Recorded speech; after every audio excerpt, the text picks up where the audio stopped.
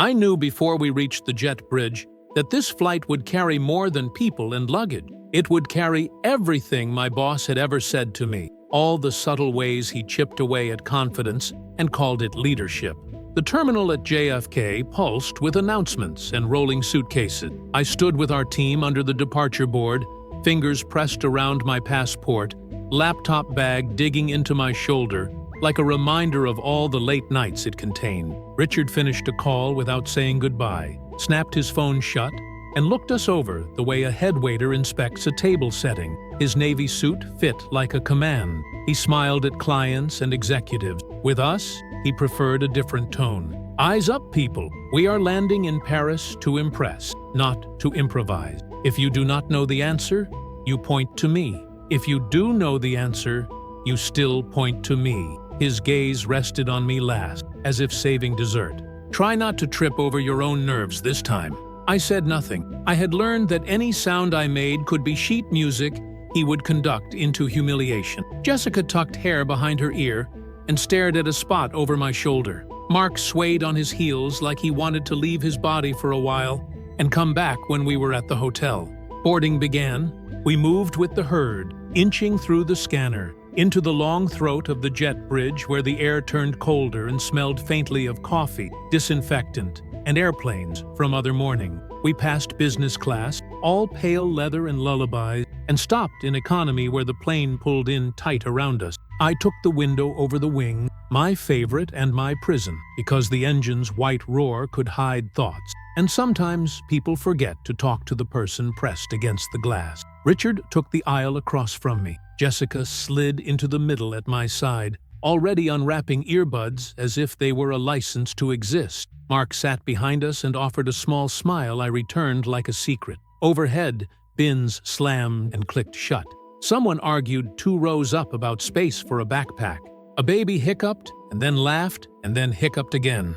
The safety video began. Richard leaned toward me even as a cartoon seatbelt cinched itself on the screen. "Remember," he said softly, almost kindly, and the almost was a knife. "If we win this conference, I win. If we lose, you lose." I breathed through my nose and looked out at the runway lights strung like ribs across the night. I could see my reflection in the window, a double of me pressed on the glass, and behind her, the engine blade curved like a moon. I told the reflected me to be quiet, to make herself smaller than the seat, to stay in the tiny places where his voice could not reach. The plane pushed back. A steward walked the aisle with a last glance that measured us for trouble we might cause. Takeoff lifted the floor out from under us and gave it back again.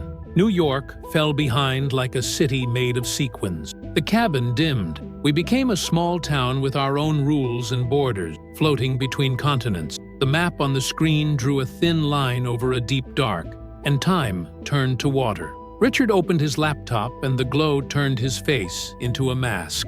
He scrolled through slides I had built and stopped at the ones I loved most, the ones where the numbers finally told a story, the way a tide tells you a coastline. He tilted the screen toward Jessica. "Passable," he said.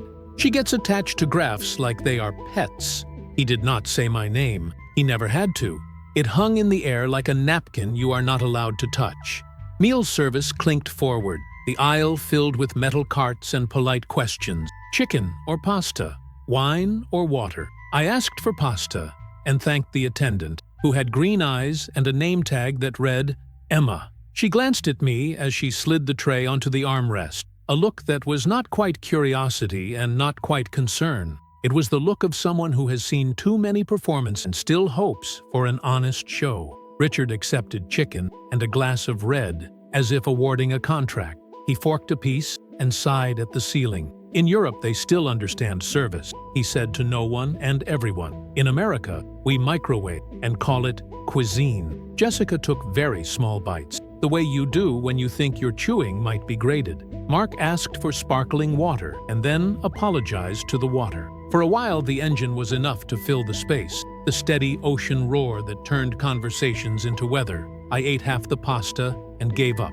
I opened my notebook and wrote a few lines that meant nothing, only to remind my hand what it felt like to give shape instead of surrender. Richard closed his laptop with a sound like a verdict and turned his seat slightly, a pivot of the shoulders that meant the audience could not leave. "Let us rehearse," he said. "Walk me through how you intend to justify the revised growth curve in Q3 to the French delegation." I had the answer. I had a dozen answers. I had the long version and the quick version and the version for people who needed metaphors and kindness. I swallowed and began, but he cut me off before my second sentence. "No, you begin timidly and end nowhere. The numbers deserve a spine, and you cannot grow one in a night." Across the aisle, a woman glanced over the edge of her book. A teenager in the row ahead turned down his volume. The cabin tilted toward us without moving. I lowered my pen. I opened my hands on my knees. I looked at the engine again and at my reflection, and thought that somewhere out there was Paris, a city that held so many ceilings people stare at them and call it art. Emma reappeared to collect trays. Her green glance brushed me and paused, as if reading an instrument panel only she knew how to read. "All set here?" she asked softly. I nodded and could not move my neck. Lights dimmed further for the overnight stretch. The map told us we were a thin seed above the Atlantic. People slept and pretended to sleep. Headphones blinked blue in the dark. Richard reclined the scandalous inch economy allows and closed his eyes. His breath evened into a practiced rest. I set my watch to Paris time and watched the hands lie. I whispered to the reflection in the window that it was only a flight and only a boss and only one night, and even lies can be the bridge you need to reach a different truth. Somewhere in that whisper, in the quilt of engine and air and small human sounds, I felt a thread inside me pull taut. Not break, not yet, but taut enough to sing. When I finally closed my eyes, I did not dream of the stage or the slides or applause. I dreamed of a doorway at the front of a cabin, a curtain held open, and a voice not mine or his saying, "This way." Morning would learn our names. Before it did, the sky held us like a question. Dawn found the cabin in fragments.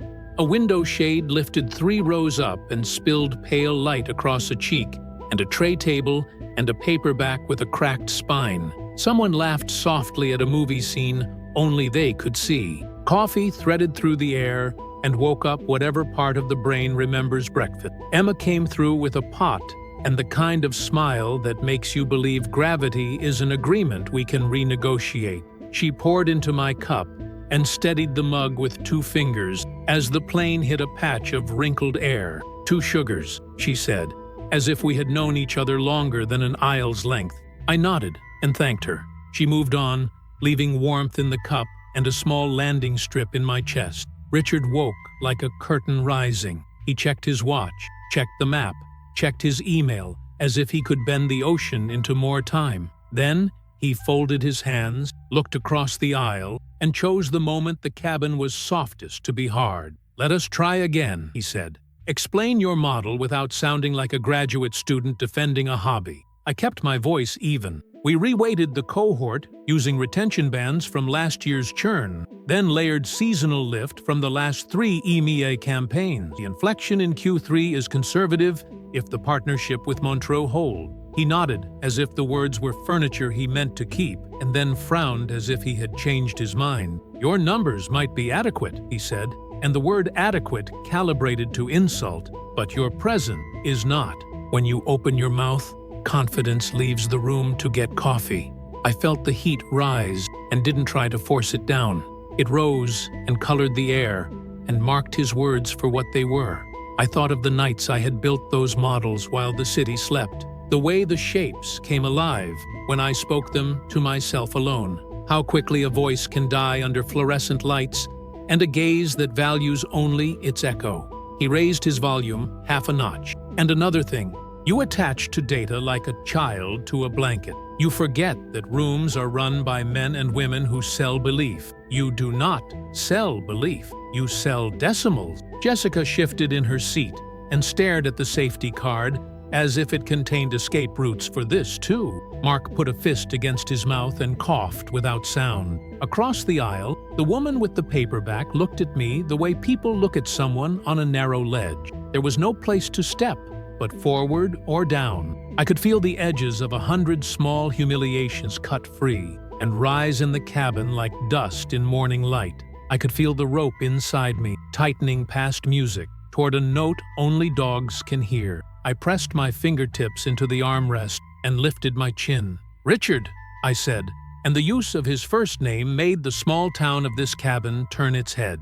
"I will explain the model to you one more time, slowly, not because I lack presence, but because you confuse cruelty with clarity." He smiled without warmth. "Careful." I did not lower my voice. "Retention is a story about people who stay because value is real, not because volume is loud. If you want to sell belief, sell the kind that stands up when someone asks a hard question. The deck you will present is thorough because I made it so." A soft ripple went through the rows, the movement a room makes when a window opens. Richard leaned forward. The smile left. He chose a new weapon. "You are nothing," he said. And he said it loud enough for the next row to hear, and the row after that. A flat sentence made of cheap metal. "Without me, you are nothing." The engine did not falter. The plane kept its course, but something in me altered angle. It was not dramatic. No violins. A degree here, a degree there, a course that would cross land in a different country if you let it run long enough. I stood. Jessica's hand went out and then came back to her lap. Mark whispered my name and turned it into a prayer. I did not look at them. I looked at Emma, 3 rows up, who met my eyes and gave the smallest nod a person can give and still call it encouragement. I walked past Richard into the aisle, and the aisle belonged to me the way a tightrope belongs to feet that believe. A few phones lifted, then lowered, then lifted again. The businessman from last night set down his newspaper and folded his hands like a judge for whom the verdict had arrived. "I am not nothing," I said. And I said it to Richard, and to me, and to everyone who had ever let a sentence like that rent space for free. "I am the person who built the argument you will give in Paris, and the person who will not let you use my work to hurt me." He laughed, but the sound came out thin. "Sit down." "No," I said. "I resign." The word landed and ran along the overhead bins and into the galley and came back as air. People do not clap at 9 in the morning on an airplane without permission from shock, but someone did. 2 hands, then 4, then a small bravery in palms. I did not wait for it to swell. I did not need applause to be brave. It is nice when it visits, but you cannot put it on your payroll. Emma reached my side and stood half a step behind me. She did nothing, and it was everything. The plane existed in 3 dimensions again. The rope inside me loosened enough to breathe. Richard tried for authority that had abandoned him somewhere over the mid-Atlantic. "You cannot resign mid-flight. You cannot embarrass this company with theatrics." "I have resigned," I said. "That is a fact, not theater. Theater requires masks. I am finally without one." I returned to my seat. My hands shook, then steadied around the paper cup. The coffee had cooled, but tasted like something I had earned. I watched the map show a thin white curve toward France. The sun drew a line on the wing. People began to speak again, softly, as if we had passed through weather. Emma leaned close, her voice just for me. "You are safe," she said. "Finish your coffee." I did. And for the first time in a long time, the taste reminded me of mornings that belonged to me. The applause thinned until it became a hush, threaded with the steady breath of the engine, but the echo stayed inside my ribs like a second heartbeat. I sat back down and noticed details I had missed all night. The faint scratch in the plastic of my tray table, a tiny crease in the curtain that hid the galley, the way dawn bled a gray-blue seam along the edge of the window. I had said it out loud. I had stepped into the aisle and chosen myself. The world had not ended. The plane did not fall. Across the aisle, Richard's posture had the rigidity of a statue that wants to look like a man. He cradled his phone in both hands and typed with the fervor of someone trying to build a new reality before the old one finished forming. His thumb paused, flew, paused again. Every few minutes he glanced at me, and behind the gloss of anger I saw calculation. He was rearranging pieces, trying to place me where I could not move. That had worked for years. It did not work now. Jessica tilted toward me just enough to keep our conversation from the aisle. "Are you okay?" Her voice was soft, body angled like a question mark. "I am," I said.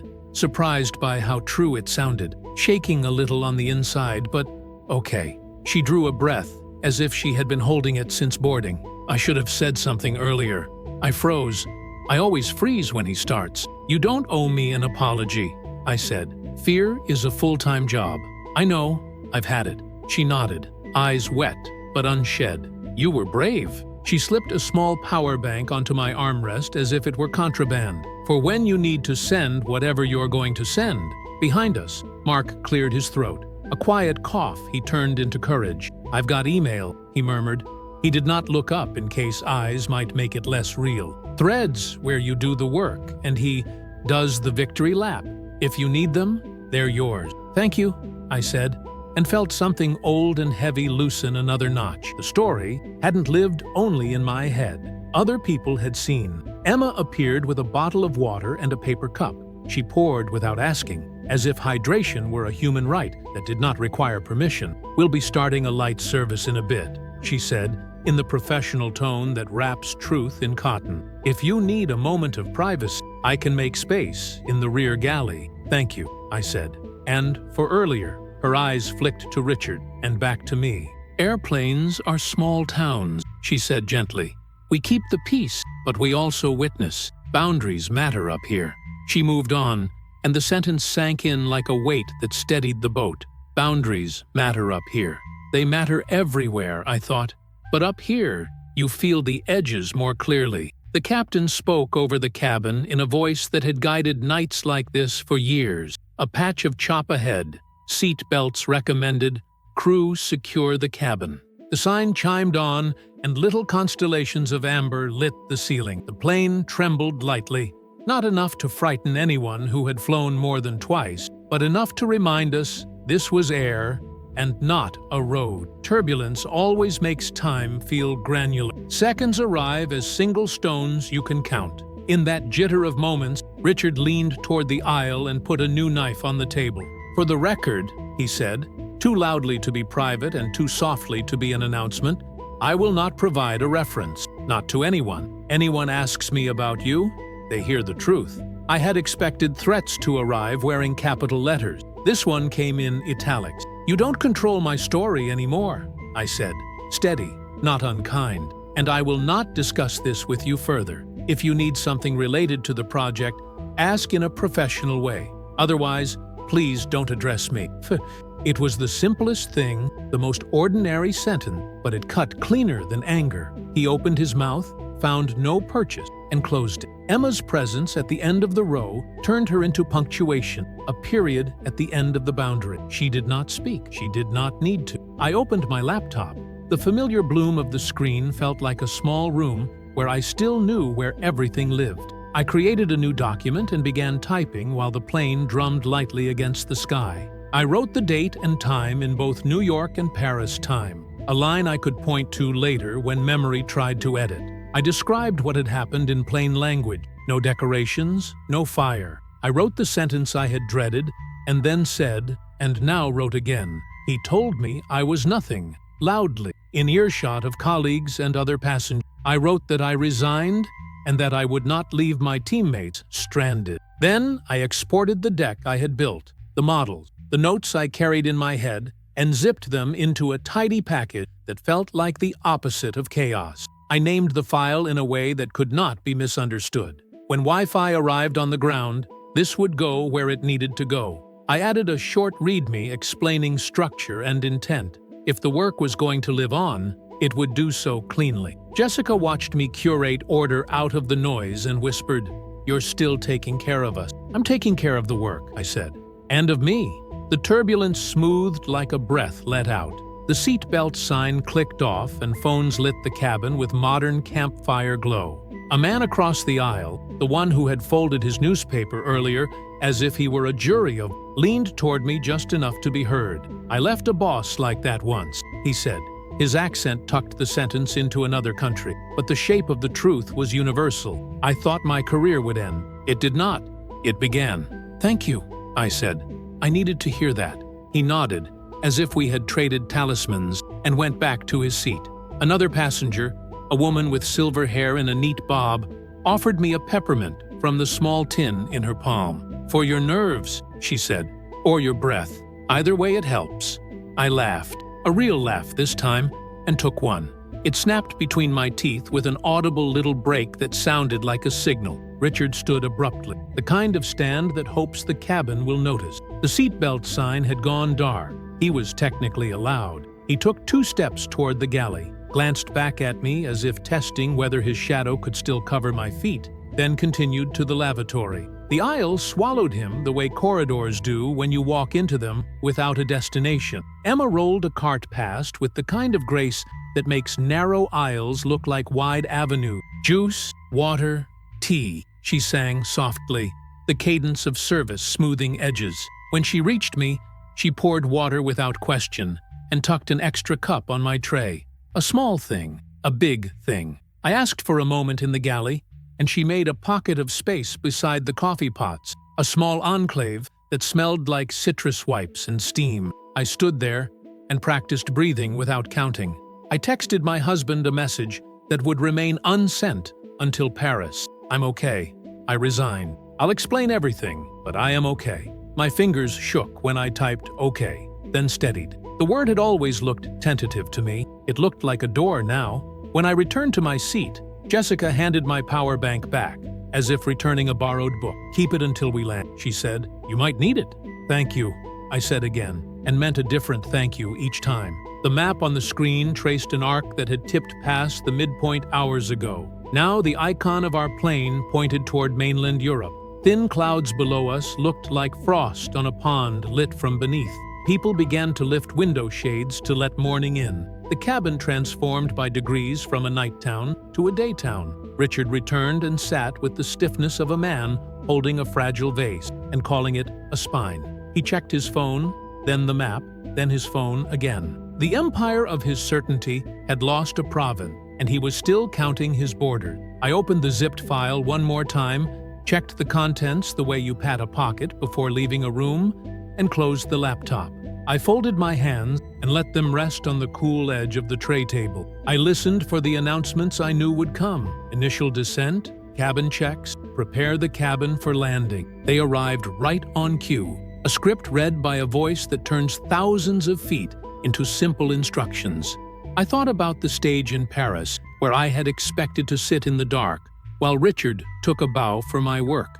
I thought about a different stage, the one made by an airplane aisle where a person can stand and say the truest sentence she knows. One stage used light to hide things, the other used altitude to make them visible. Emma passed once more, touching the top of my seat with 2 fingers, a gesture that felt like a blessing disguised as routine. Almost there, she said. Almost there, I echoed, and looked out at a sky that had stopped pretending to be night.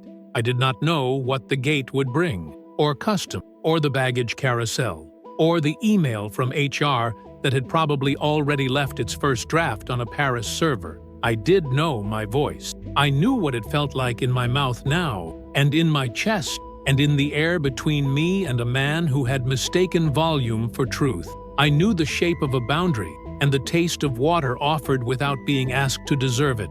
The seatbelt sign chimed on again, as if to underline the sentence. The nose of the plane dipped. The cabin gathered itself like a person preparing to enter a room with strangers. I closed my eyes for a breath and opened them to my reflection in the window. She did not look small anymore. She looked like a person in motion who had chosen her direction. We began our descent toward Paris. The city waited, and I did not feel like I was falling. I felt like I was arriving. The captain's voice announced our initial descent, and with it came the flurry of small rituals that marked the end of a flight. Window shades lifted one by one like eyelids waking. Trays clicked shut. Seat backs straightened with groans of protest from the hinges. Passengers stretched stiff arms, tugged at jackets, checked their phones though they knew there was no signal yet.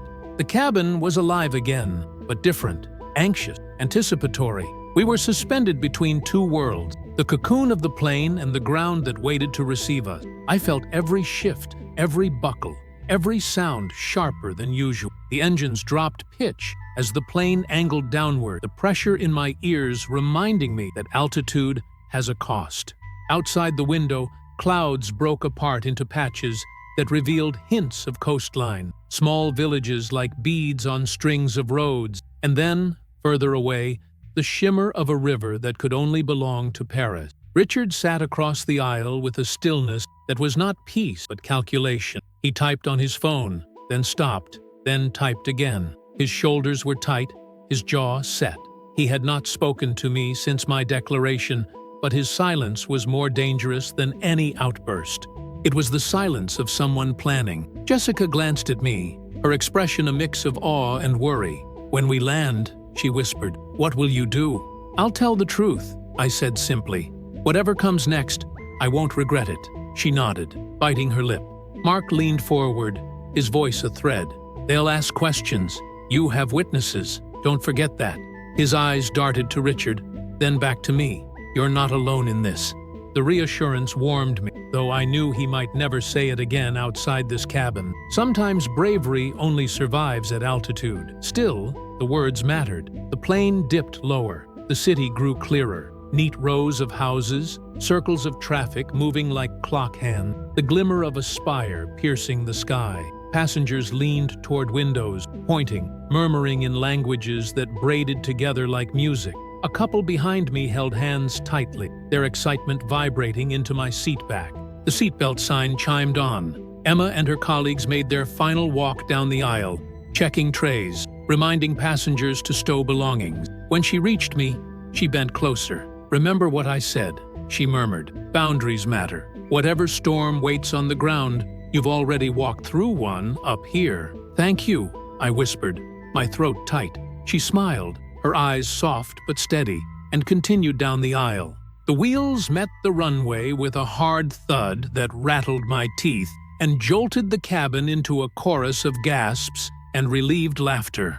The engines roared as we slowed, pressing us against our seatbelts. I exhaled, realizing I had been holding my breath for the last few seconds.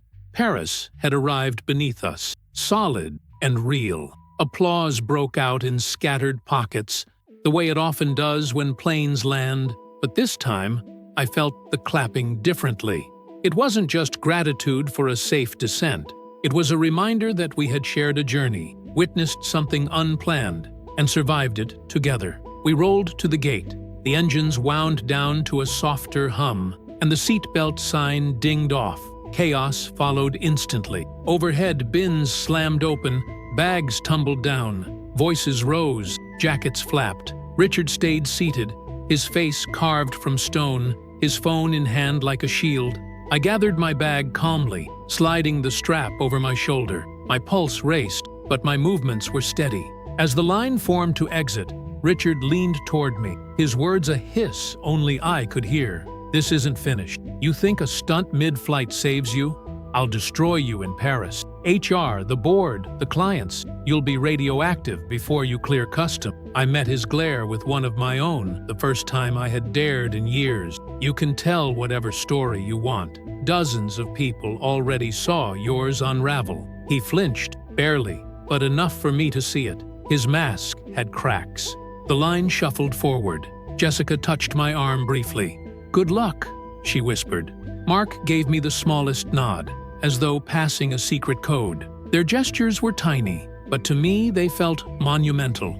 At the door, Emma stood with her colleagues, her professional smile intact, but when I stepped past, she pressed something into my hand, a folded napkin. "For courage," she said under her breath. I slipped it into my pocket without looking. My throat thickened with gratitude. The jet bridge swallowed me, the recycled air giving way to the smell of an airport waking up. Announcements in French echoed through the hall, mingling with the clatter of rolling bags and the shuffle of impatient footsteps. The world felt louder, harsher, after the strange intimacy of the cabin, but I walked forward with my shoulders square.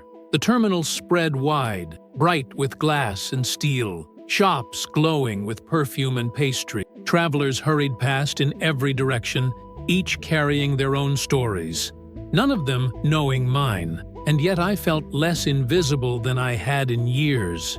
Richard stalked ahead, his phone still glued to his ear, his voice sharp in clipped English. My colleagues followed at a cautious distance, their expressions guarded. I stayed apart, my steps measured. Every footfall felt like a line I was writing into the story of who I was becoming. At customs, I answered questions simply, my voice calm, my passport steady in my hand.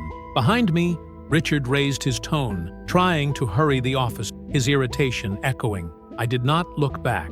Once through, I paused near a wide window where planes taxied outside. My phone buzzed with a new message. The screen lit up with words that made my breath catch. "We've been informed of the situation on the flight. Please meet us at the Paris office as soon as you arrive. HR." So it had already reached them. Richard's version, my version, maybe both. The confrontation waited like a shadow just beyond the terminal door. I slipped the phone back into my bag, my fingers brushing the folded napkin Emma had given. Courage. That was the only luggage I truly needed. As I collected my suitcase from the carousel, Richard brushed past, muttering, "This is where you fall. Watch." But I knew different now. The fall had already happened back at 35,000 feet. What waited here was not a collapse, but a landing. The baggage carousel creaked to life with a metallic groan, belts jerking forward until the black rubber strip began its endless loop. Travelers crowded close, their faces a mix of fatigue and relief. Suitcases thudded down the chute one by one, tumbling like dice onto the belt. Some passengers reached eagerly, others waited with folded arms. I stood slightly apart, my hand resting on the handle of my carry-on. My heart still thumped with the memory of Richard's hissed threat as we left the jet bridge, but my spine no longer bent beneath. Around me, the terminal buzzed with voices. French, English, German, Spanish, all blurring into the symphony of arrival. Richard was on his phone again, pacing at the far end of the carousel. His voice was a sharp blade cutting through the murmur. "Yes, she made a scene. No, I won't tolerate it. I'll brief you as soon as I'm in the office. She's done." He listened, then snapped, "Don't worry, I'll control the narrative." He turned slightly, eyes grazing over me, daring me to react. I didn't. I let him talk into the void he mistook for power. Jessica drifted toward me, her suitcase rolling behind her. Her voice was hushed. "He's already spinning it." "I know," I said. "Let him." Her eyes darted toward him. "Aren't you scared?" "Of course," I admitted. "But not of him. Not anymore." She studied me for a moment, then nodded slowly. "I wish I had half your courage." "You do," I said. "You just haven't used it yet." Her lips curved into a small, sad smile, and she stepped back into the crowd. Mark sidled up next, his bag slung over one shoulder. He pretended to check the carousel, but his words were meant for me. "I wasn't joking about those emails," he murmured. "If HR wants receipts, I've got them." "Keep them safe," I said. "You'll know when to share." He gave me a quick nod and melted back into the flow of passengers. My phone buzzed in my bag. I pulled it out and saw the same message from HR glowing on the screen. "We've been informed of an incident during your flight. Please contact us as soon as possible." The words tightened my chest. It wasn't a question, it was a summon. I scrolled down, reading it again, as though the letters might rearrange themselves into mercy. They didn't. Another buzz. A new message from an unfamiliar number. "You inspired me today. Thank you." No signature.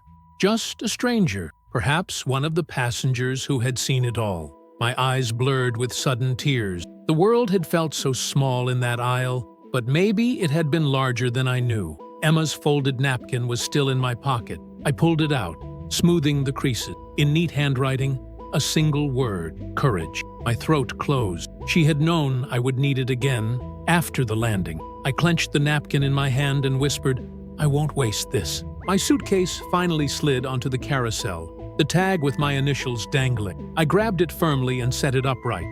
Its weight felt different now, less like burden, more like proof that I was still moving forward. Richard ended his call and wheeled his expensive luggage past me.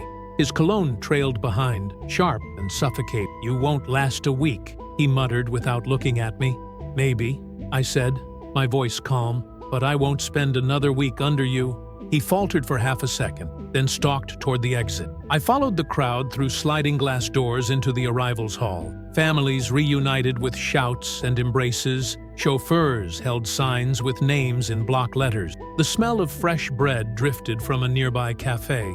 For a moment, I let it all wash over me. The normalcy of it, The reminder that life outside Richard's shadow was real, vibrant, waiting. Jessica and Mark walked past, their eyes meeting mine briefly.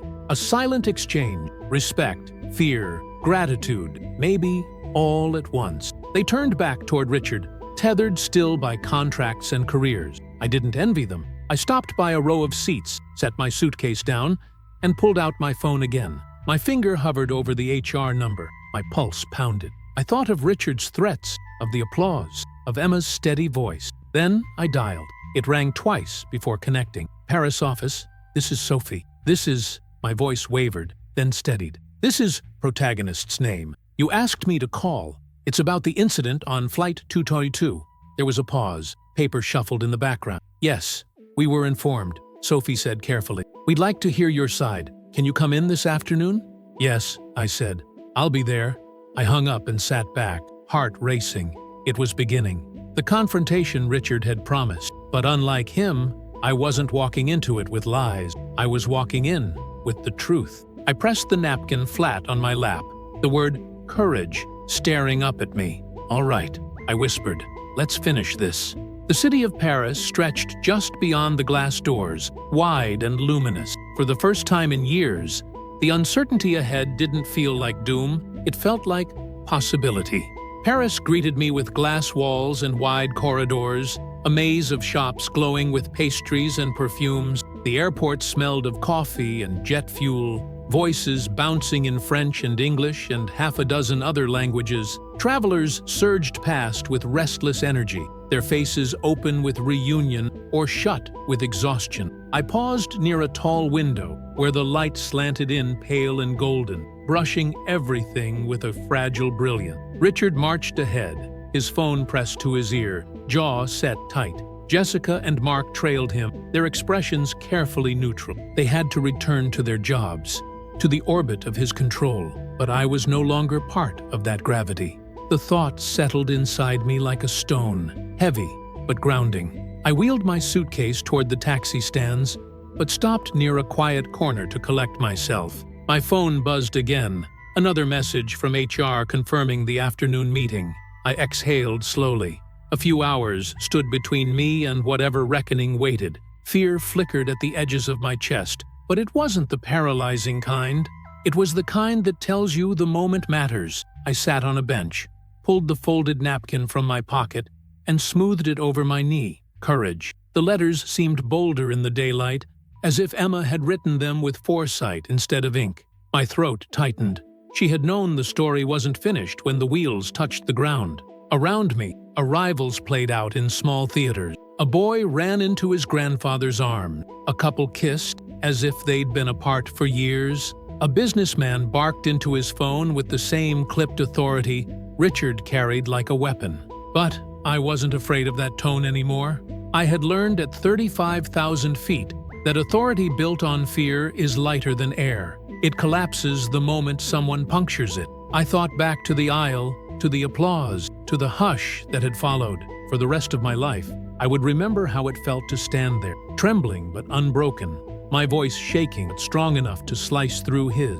That moment was mine, and no HR meeting could erase it. Jessica appeared suddenly, tugging her suitcase, glancing around before sitting beside me. Her voice was low, urgent. He's telling them you're unstable, that you disrupted the flight, that you put the company at risk. I let out a small laugh. Of course he is. You need to know, she pressed on, that I'll tell HR what I saw. He humiliated, not the other way around. You didn't disrupt the flight. You survived it. Her words pierced me with gratitude. Thank you, Jessica. That means more than you know. She bit her lip, eyes darting toward where Richard stood with Mark near the taxi queue. I don't know how long I'll have this job if I do, but she swallowed. It's the truth. That's all that matters, I said. She squeezed my hand quickly, then stood and rolled away before Richard noticed her absence. I sat a moment longer, letting her courage echo inside me.